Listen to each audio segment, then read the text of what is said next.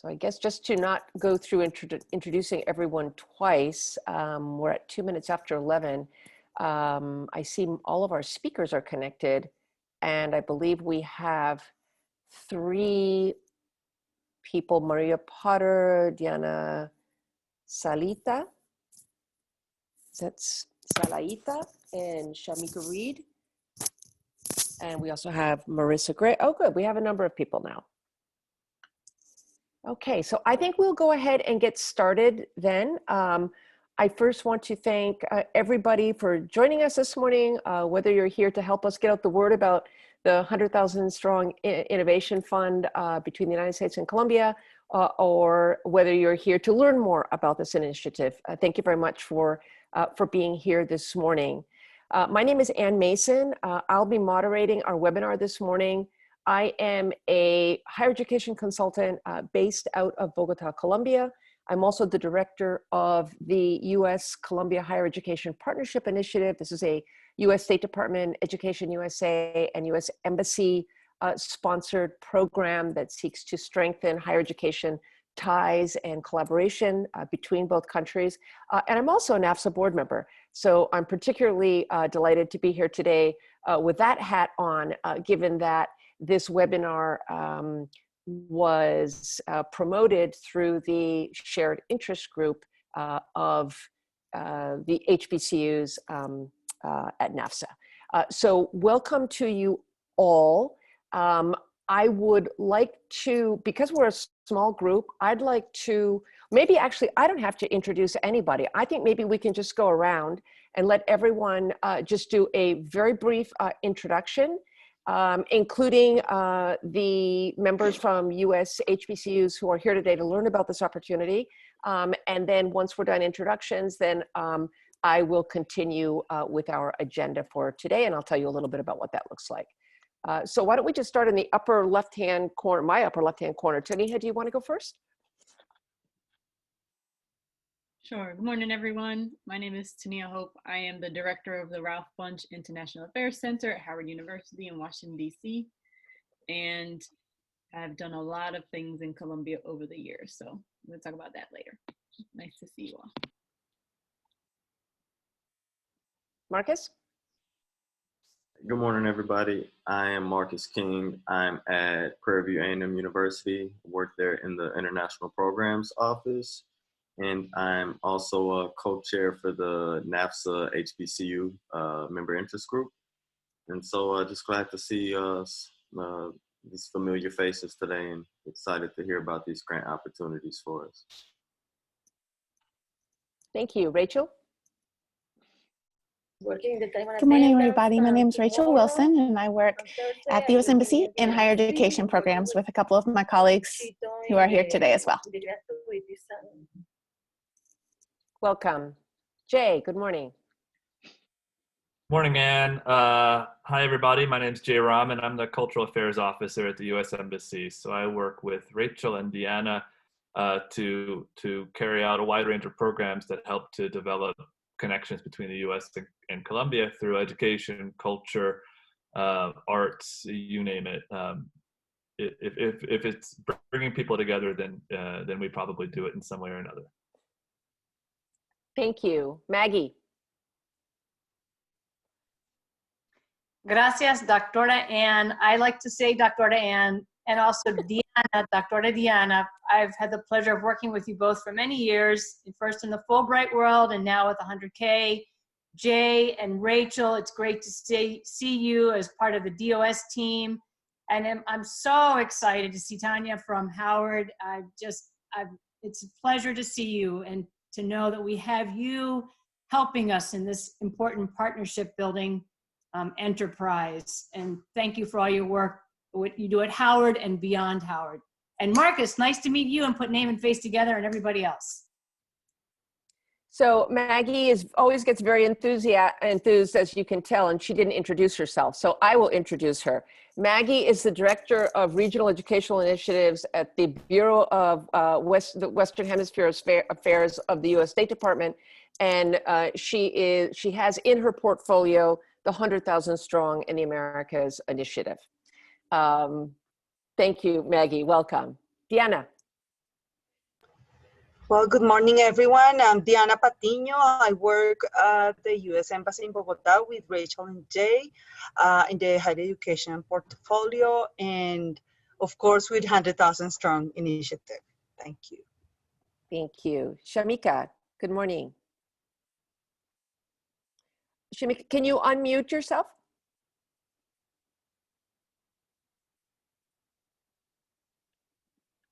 Sorry about that. My name is Shamika Reed from Jackson State University. I'm the International Marketing and Recruiting Specialist as well as the Study Abroad Coordinator. And we've actually done the 100,000 Strong Proyecta program. And we've had 2 cohorts of students from Mexico before. So we're kind of familiar with the 100,000 Strong program and really interested in finding out about possible partnerships in Colombia. Great. We're very happy to have you here. For whatever reason, the next person, your name is not popping up on the screen there. So I'll just hop over now to Stephanie. Hello, everyone. My name is Stephanie Tilley, and I would have the pleasure of working with Marcus at Prairie View A&M University in our Study Abroad department. So looking forward to learning more about this opportunity. Welcome. Thank you. Patrick, good morning. Good morning. It looks like I put my camera on just the right time. My name is Patrick Frazier. I'm the Study Abroad Coordinator here at Bowie State University. I'm looking forward to getting a lot of information. Thank you. I'm looking forward to getting information about the 100,000 scholarship program. And it's the first time I'm working with it, so I'm really excited about finding more about it. Great. Welcome. Maria. Hi, I'm Maria Potter from Central State University, a small HBCU in Ohio. I'm the Assistant Director of our Center for Global Education, so I'm excited to learn more about this opportunity. Thank you. Welcome. Diana Salaita. Good morning. My name is Diana Hussein Salaita, and I am in charge of International Student Services at the University of the District of Columbia. Looking forward to learning more about this. Great, Diana, welcome. Marissa, good morning.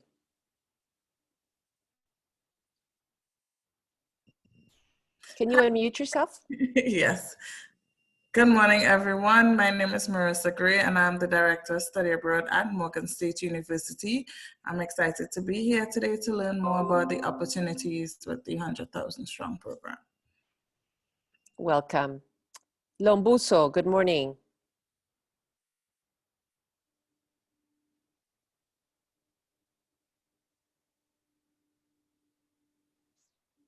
See, she just messaged in the chat. She says, good morning, everyone. She's having some sound. Okay. But she oversees the Center for International Education at the University of Maryland, Eastern Shore in Princeton. Great. Okay, that's great. Is there anyone whose name I didn't call? I think that's everyone that we have connected. Somebody on the phone. Yes, I see that. Hi, the person calling in from 410 area code. I'm wondering if that's Lombuso. Sometimes they show up twice there. The person from 410 area code, if you want to unmute yourself and introduce yourself. That's okay. That's a colleague then from University of Maryland Eastern Shore. Okay, great. Well, good. Thank you very much for that. Often we don't have time to do kind of personal introductions, but I think we're a small group this morning, so I'm glad we had that opportunity.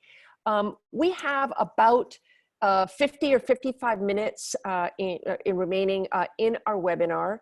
The purpose of the webinar this morning is to give you an overview of the 100,000 Strong in the Americas Innovation Fund, the current call for proposals that's open with Colombian higher education institutions.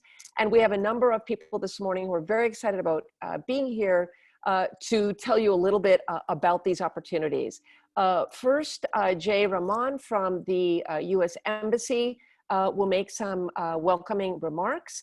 We're then going to continue with Maggie Hug from the US State Department, also sharing kind of her top tips about 100,000 Strong proposals.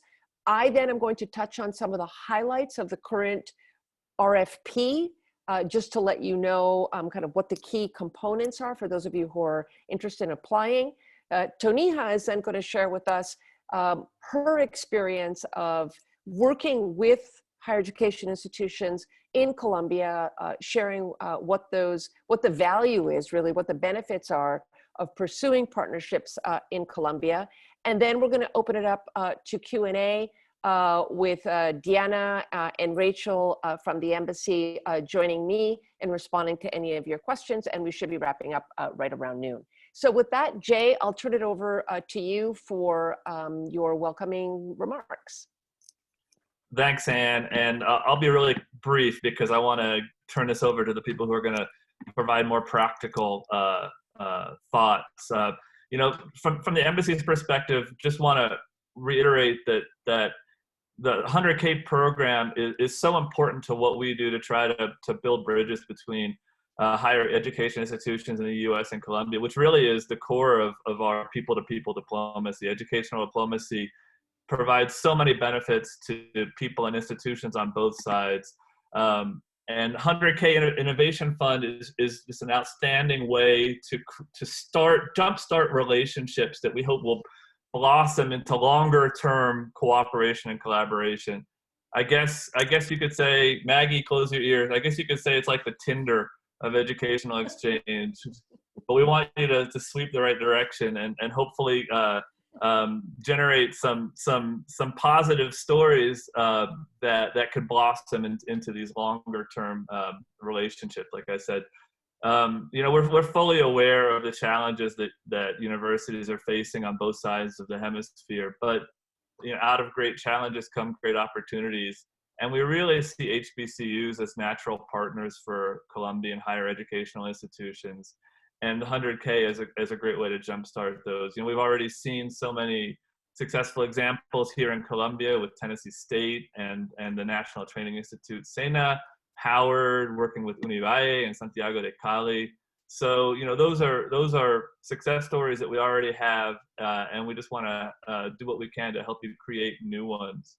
Our priority at the embassy is simply to help you in any way that we can.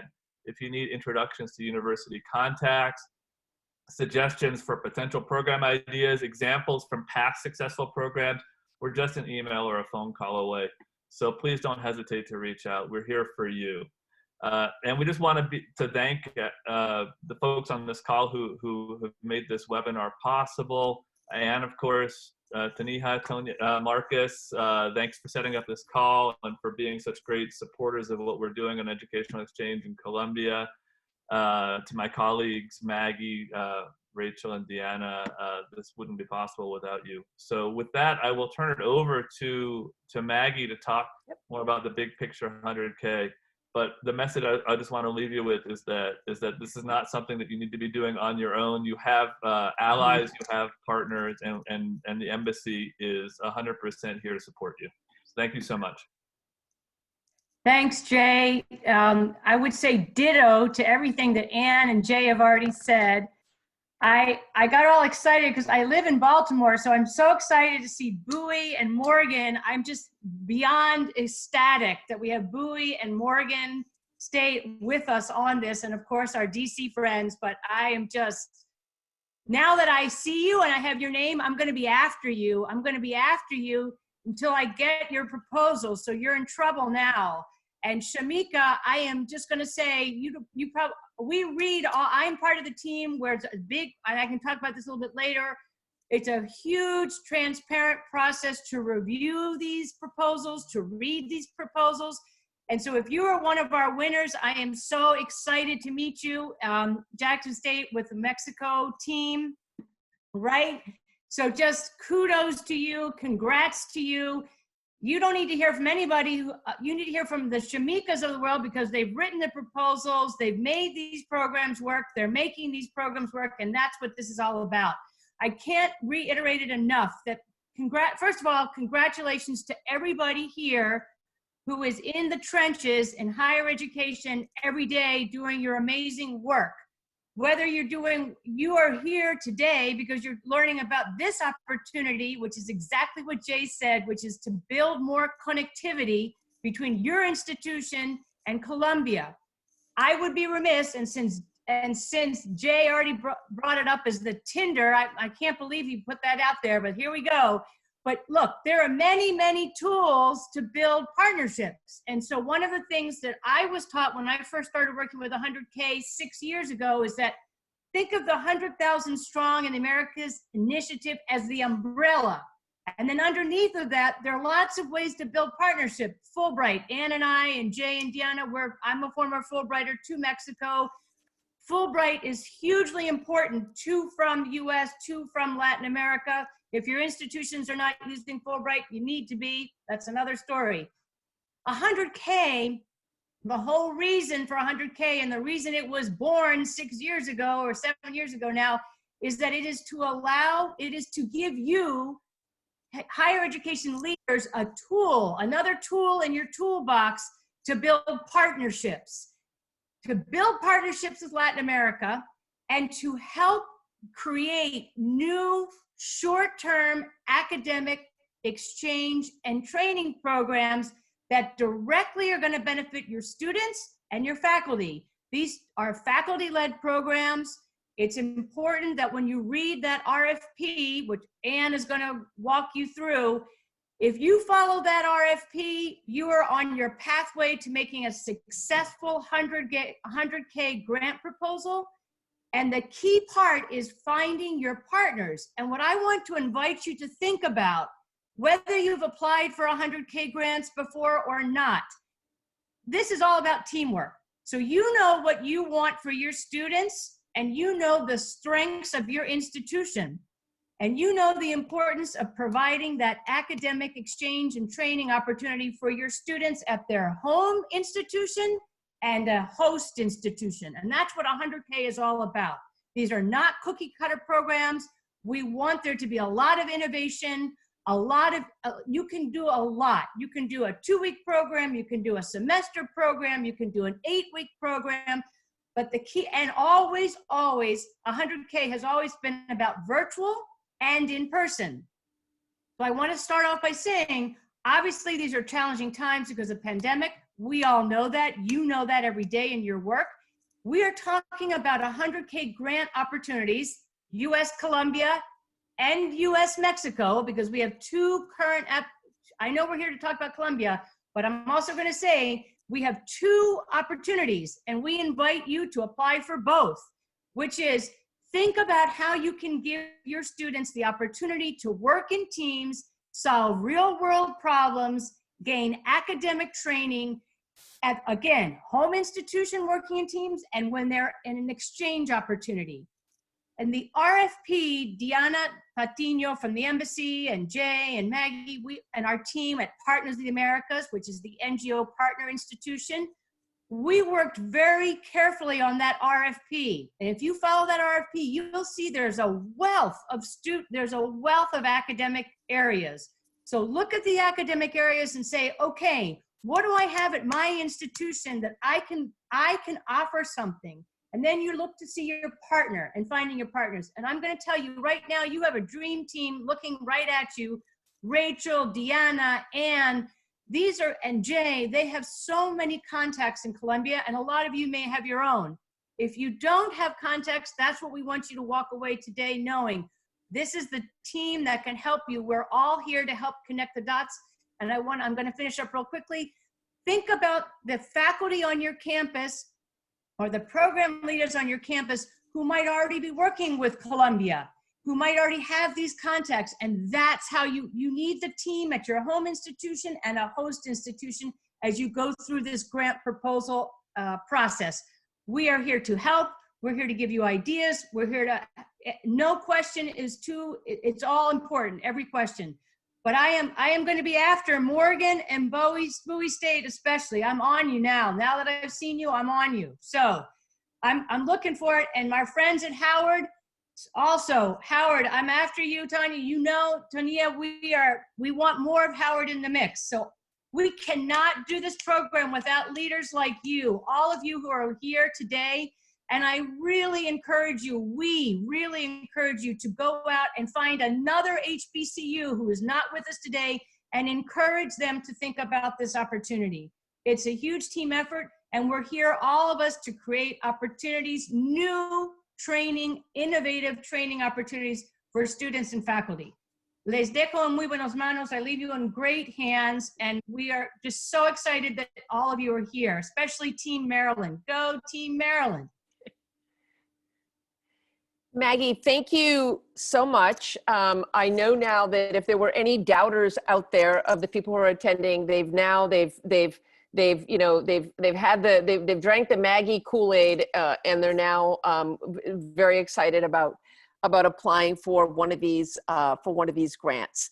I am now going to share with you just some highlights of the RFP.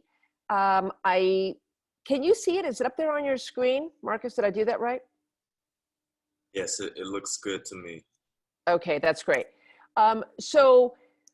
First of all, I'm going to take 10 or 15 minutes. I'm going to walk through just some of the key points which I think that you should take under consideration as you evaluate your interest and what you would need to do in order to have a competitive proposal for this program. What I wanted to perhaps ask one of my colleagues, maybe Diana or Rachel, what I didn't do was share the RFP. So in addition to what I'm showing on the screen right now, if Rachel or Deanna, if you could just maybe Google and just include a link to the current RFP, which has lots of great information. Obviously, all the requirements, has the terms of the RFP, how to apply, and it also has great information about the organization that administers the RFP, which is Partners of the Americas, which partners with the State Department on this initiative. And that's a very, very important link to have. So I'm going to try not to repeat some of the information that Maggie has already shared with you and just point out some key aspects of this current round. And I will be speaking specifically about the grant competition for higher education partnerships between the United States and Colombia. So the first thing here we see is that there's a closing date of March 15th, which sounds like, oh my God, that's next year. We've got a ton of time. It's really not a lot of time. We're December, January, February, March. It's really only 3 months away, and we're moving into the end of the year with universities going on vacation. So I would urge those of you who are interested in applying to be very, very cognizant of all the requirements that have to be met in order to submit a proposal by that deadline. As Maggie did mention, what the purpose of this program is to support higher education partnerships, in this case between Colombia and the United States, and to develop new opportunities for academic training and exchange programs for students and for faculty in both countries.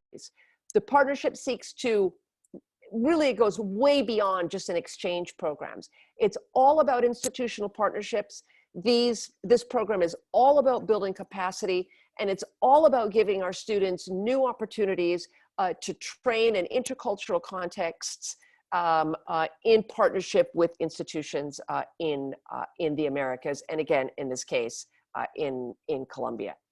I'm scrolling down here now.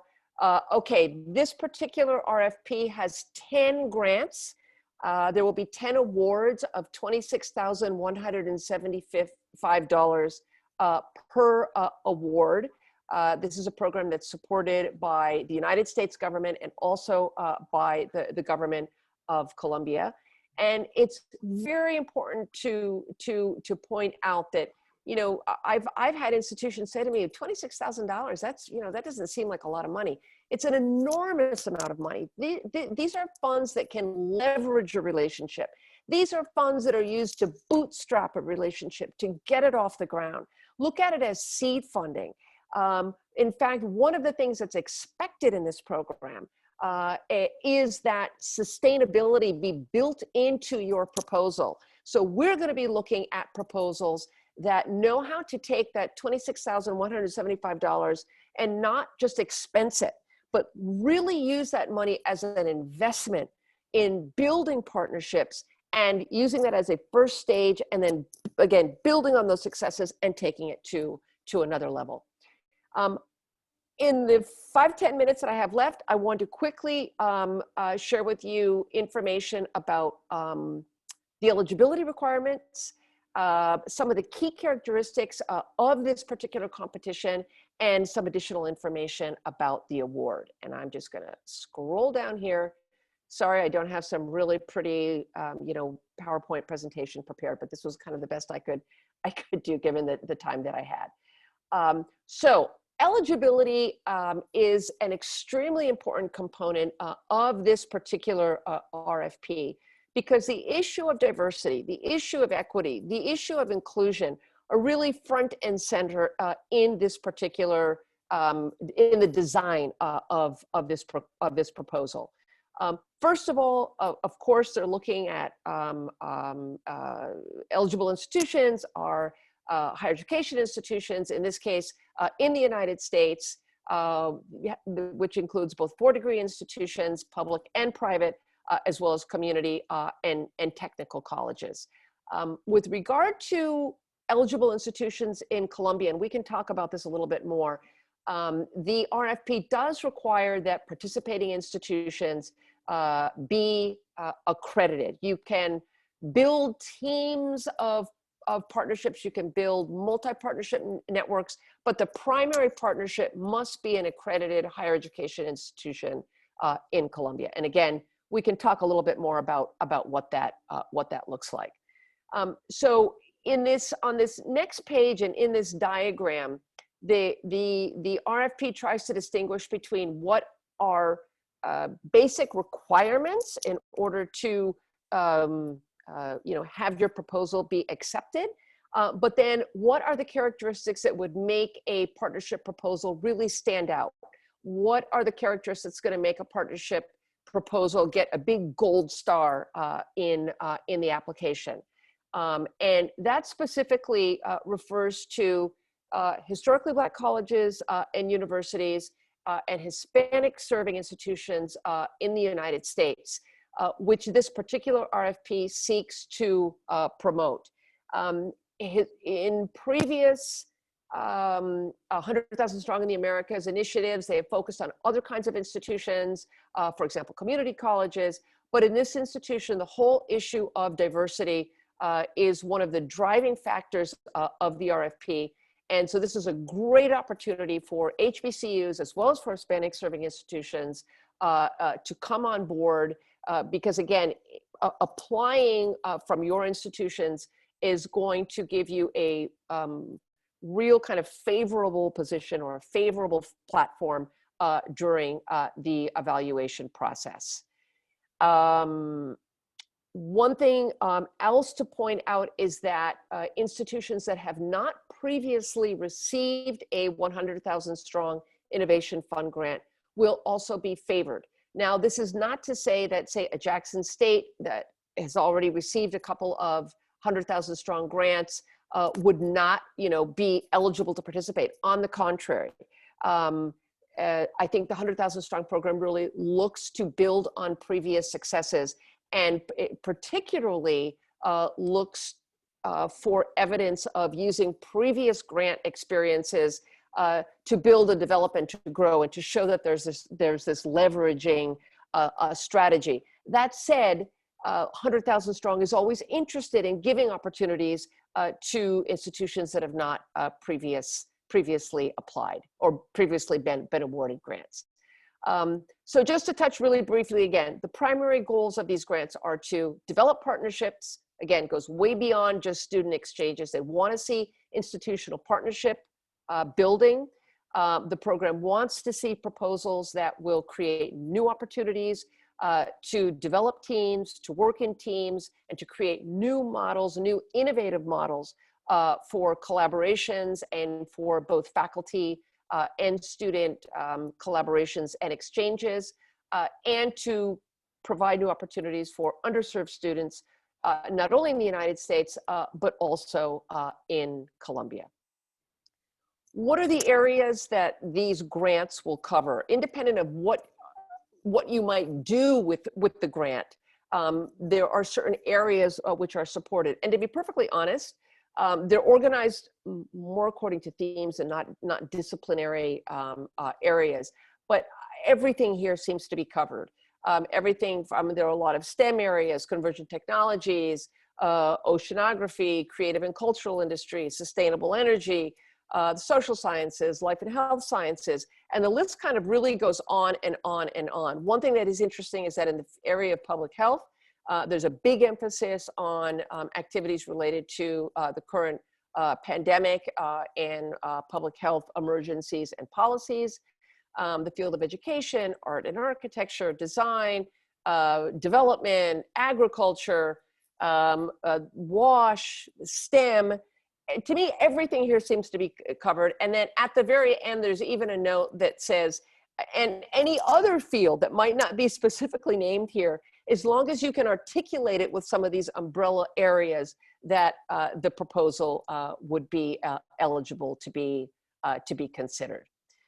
The period of the grants is from September 1, 2021 through that following 12 months, ending August 31 of 2022. So the proposals are due in mid-March, and the programs that are funded are designed to start in the fall semester of 2021. The program looks to support innovative practices and models that are designed to, again, strengthen and increase exchanges and training opportunities. And then they give all sorts of examples of what that might look like, what kinds of activities. Talk about community engagement programs, entrepreneurship programs, language training, getting involved with the local private sector, assessment programs, recruiting new students, developing training skills, using technology and virtual platforms to enhance traditional kinds of exchange programs. And that's also something that Maggie mentioned. This program has built into it a very strong commitment, not only to in-person, person-to-person exchange, which Jay mentioned in his remarks, and really is at the core, I think, of international exchanges. That's really kind of the essence, and that's how international exchanges were built internationally. But we are in a new global environment right now, and we're not sure how long this is going to last. And we also know that virtual exchanges can be a highly effective way to support in-person exchange programs. They can be more efficient, they can be more cost-effective. So the RFP will be specifically looking at proposals that have strong virtual and in-person components. In spite of the pandemic, there is a requirement that there be some person-to-person exchange that will take place at some point during that 12-month period. So that is something to keep in mind. Again, here, there's another emphasis that's made on the important priority for giving new opportunities to HBCUs and Hispanic serving institutions, and how institutions that from those communities, from those networks that apply, will be in fact given kind of a favorable treatment during the evaluation process. So this is a fantastic opportunity for all of you who are interested in getting more involved, perhaps for the first time, in the 100,000 Strong in the Americas program. And the last thing I wanted to touch on is this whole issue of sustainability. When we talk about building institutional partnerships, implicit in that is that this is not just kind of a one-off thing that you're going to do together. Implicit in that is that you're really going to be building, using a first opportunity to come together and do something jointly, whether it's more conventional mobility or whether it's more capacity building, a capacity building program. But the idea is that this first iteration of working together in a partnership, that this be used as a stepping stone toward building that relationship, strengthening that relationship, expanding the scope and the impact of that relationship and making it more sustainable. And here they give 7 or 8 different suggestions on how you can design a program that has that sustainability commitment built right into it. Through your internationalization offices, through managing your internationalization programs, through teacher training programs, new methodologies, new pedagogies, through capacity building for virtual programming and virtual exchanges, through developing technological capacity in order to strengthen your ability to connect virtually. And of course, something I think that also goes to the core of these exchange programs is to building into your curriculum and program designs intercultural and global competencies. These are all examples of how you can design a program that goes beyond a kind of a more traditional student exchange and really add in all these other layers which are focused on making the program sustainable. And of course, one of the best ways to make a program sustainable is figuring out how you can take this first $26,175 and then use that, as I mentioned previously, as an investment. How you can use that money to leverage getting additional resources to continue to expand and to grow your partnership that you would be proposing in the context of this particular 100,000 strong round with Colombia. So I want to stop there. I would like to now turn it over to Tonija, who through Howard University, she has also being from Colombia, Tonija has extensive experience in Colombia, but I'd like her to share with you some of her ideas based on her experience of, why this is such a great opportunity, what Colombia has to offer, what partnering with Colombian institutions can mean for strengthening international and intercultural programming for HBCUs in the United States. And Tonija, I'll give you 10 minutes. Okay. Hi, everyone.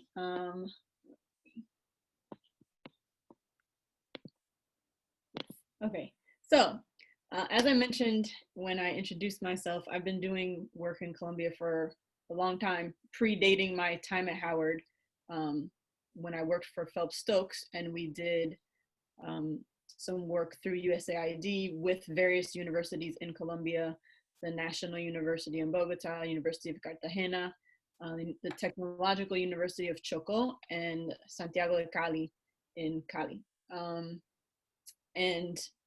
That was actually in partnership with Howard Law School, but I didn't work for Howard at the time. So since coming to Howard, I have tried to re-engage Howard in relationships with Colombian universities. And I would say the impetus behind that really is kind of all of the wonderful people that I met when I was working there initially. Colombia has a higher Black population percentage-wise than the United States does. And I think it is an incredible opportunity for HBCUs in particular to engage in Colombia. Colombia, we do have relationships with Universidad del Valle and Santiago de Cali, both universities in Cali, one private, one public. Cali is a city that is like the capital of the Pacific region of Colombia, which is where there is a high concentration of people of African descent. Kind of considered the hub of Black culture in Colombia. And we thought it was important to establish a program there. We established a study abroad program there with CET academic programs a couple of years ago that focuses on Afro-Colombian race, ethnicity, and culture. We're focusing specifically on Afro-Colombian history, culture, etc. It was, none of this is through the 100,000 Strong in the Americas, however. That was just something that I thought that was important for Howard to do in terms of connecting in a country like Colombia, where it seems is only now beginning to really build out their international partnerships because of turmoil over the last 50 years. Colombia is one of the countries in Latin America that I don't think has had the same kind of engagement with US institutions that other countries in Latin America have had. And so it's a great opportunity, almost like a clean slate, to really get in on the ground floor and build really strong, solid relationships. And then when you talk specifically about engaging with Afro-Colombian communities and schools that serve large Afro-Colombian populations, the opportunities are even greater. And so that's kind of the main impetus behind why I wanted to get Howard involved with Colombia. And for HBCUs, I think as we engage in the debate in the US about the value and the importance of HBCUs, I get on my soapbox regularly and talk about how, you know, the creation of HBCUs was really in a battle for social justice. And so if we are talking about social justice in the 21st century, we can no longer talk exclusively about social justice in the United States, but we have to talk about social justice in a global context. And when we look at kind of some of the things that are happening with Afro-descendant populations around the world, I think it is an opportunity for us as HBCUs to engage with the African diaspora wherever we find it, to wrap our arms around it and lift us all up together. So one of the things in terms of, I know Diana from UDC, you're with International Student Services. I think another opportunity here through this particular funding mechanism, while it is an exchange program that will facilitate that type of activity, in doing that, we raise the visibility of HBCUs in Colombia, which leads to the potential of identifying future students who are seeking full degrees in the United States, which there are many. I got an email this morning actually from a woman in Colombia who was,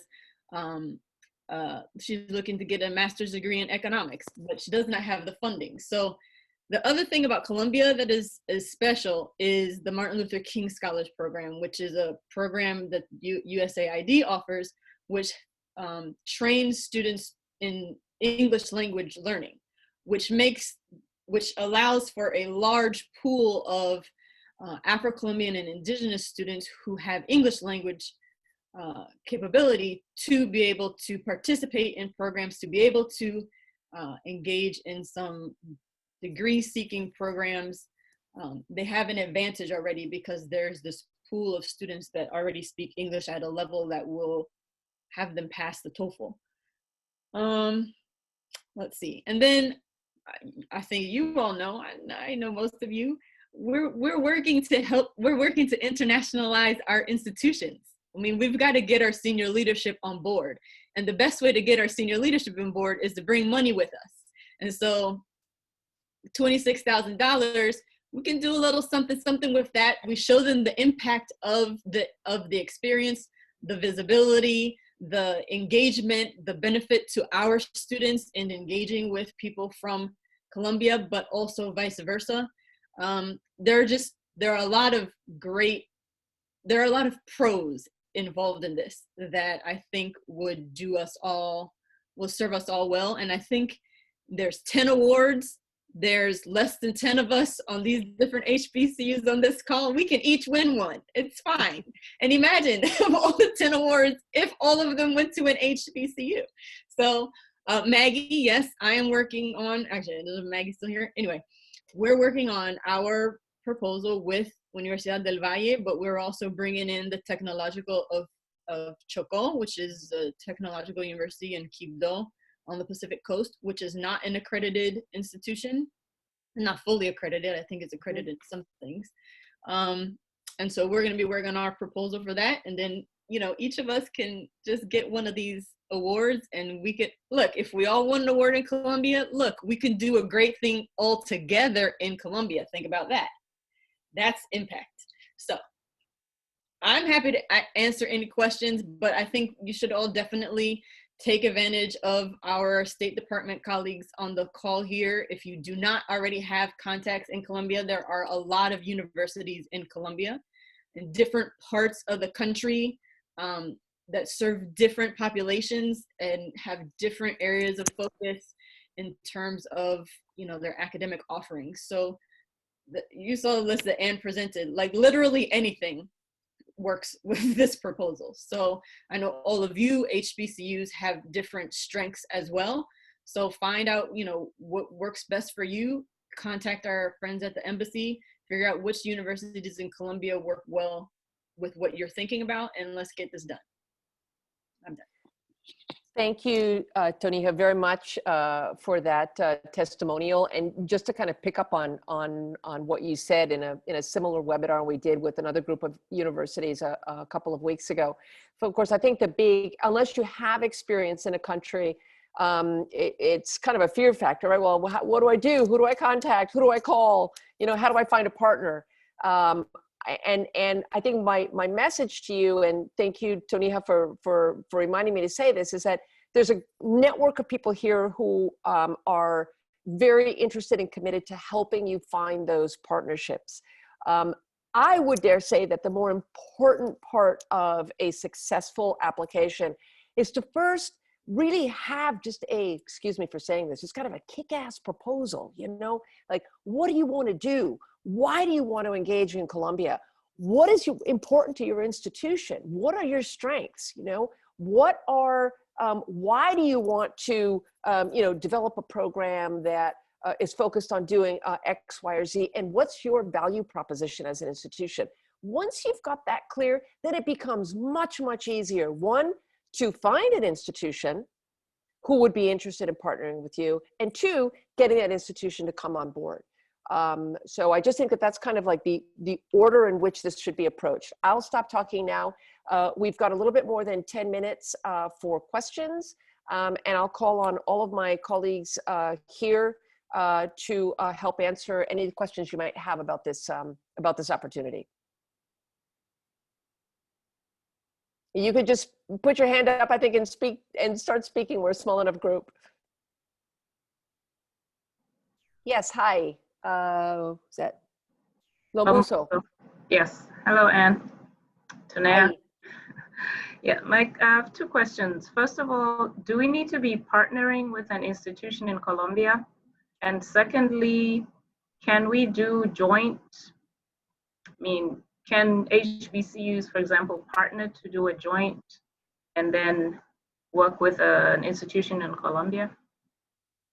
The answer is yes and yes to both of those, but I'm going to let my colleague, I think Maggie's gone, but I'm going to let Diana, my colleague and friend from the embassy, maybe just add a little bit more detail to my rather cryptic answer.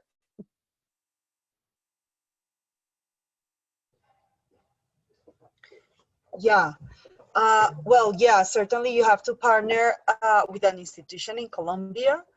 As Anne was explaining before, you can design a program with as many institutions as you want, or connect with as many institutions as you want. But the minimum requirement is to connect with at least one accredited institution in Colombia, higher education institution in Colombia. So I shared the link where you can easily check which institutions are accredited.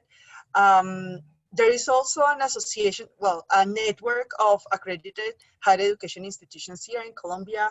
We can also provide you some contacts if you would like to address or to contact them directly. But yeah, we usually see 100,000 Strong as an opportunity for institutions to at least start a good connection. And I think Jay also mentioned it in his remarks. Most of these partnerships usually develop into long-standing relationships, institutional relationships. So just start to connect with some of the institutions, as Anne was mentioning, identify your interests.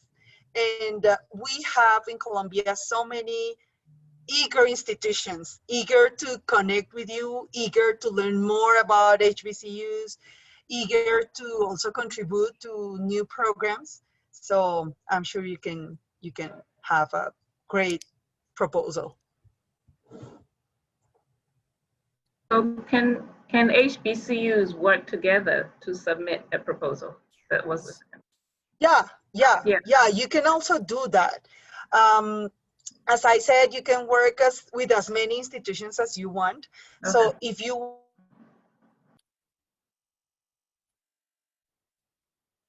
Diana? I think she froze on us.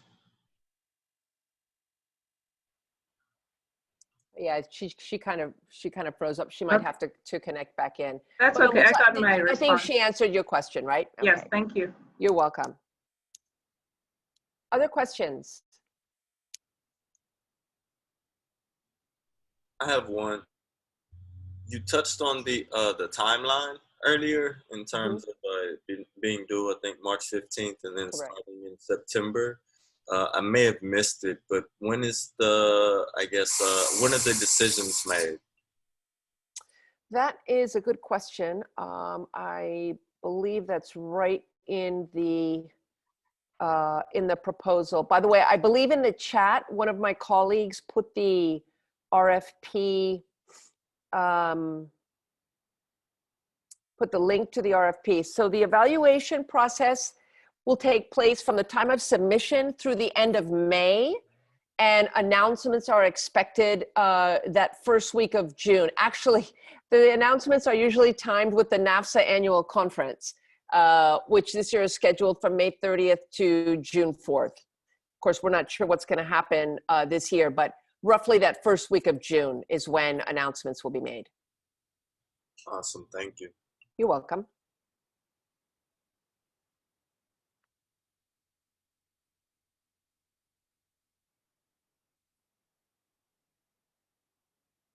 Any other questions?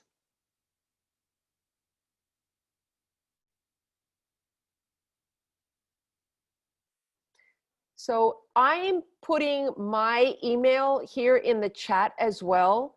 You should feel free to, I think one of the nice things about a webinar like this, it's small and intimate, is that you now have names and faces that go with names of people who are on the ground in Colombia, who are very willing to work with you and help either answer your concerns or point you in the right direction.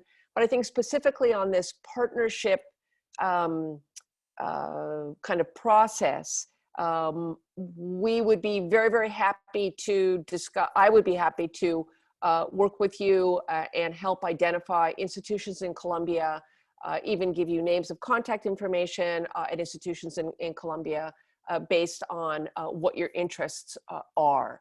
I think that Tonija's experience and the way she characterized Cali in terms of being sort of the hub of Afro-Colombian culture is certainly the case, but there are many other institutions in Colombia, particularly on the Caribbean coast, which also have predominantly African Colombian student bodies and also faculty, which may also be of interest for further exploration.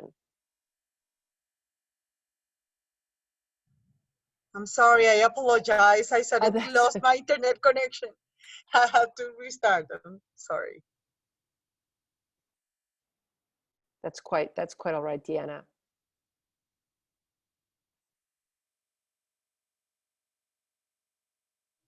Can anybody share a little bit more about just the application itself?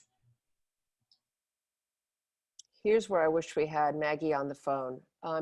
Deanna, can you share what you know about the actual application process and maybe tell them a little bit about Partners and the role that Partners plays?